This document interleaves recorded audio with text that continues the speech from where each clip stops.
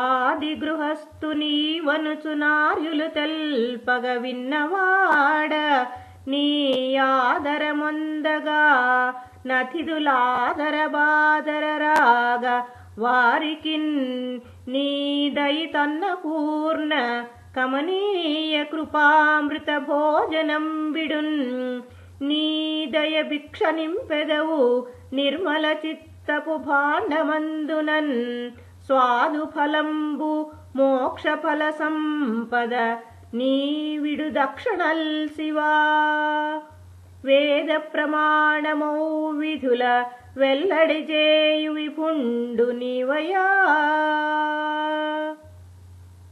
వివరణ: దయిత అంటే పత్ని, ఆదిగృహస్థుడు అంటే పరమశివుడు, ఆదిగృహిణి పార్వతి. ఈ భావమే పద్యంలో కలదు. అతిథి దేవోభవ శృతివాక్యం. గృహస్థు ధర్మం అతిథి అభ్యాగతుల ఆదరించుట, అమ్మ ఇచ్చే భోజనము కృపామృతము, అయ్య ఇచ్చే భిక్ష దయాభిక్ష. భోజనాంతరం దక్షిణలిస్తారు.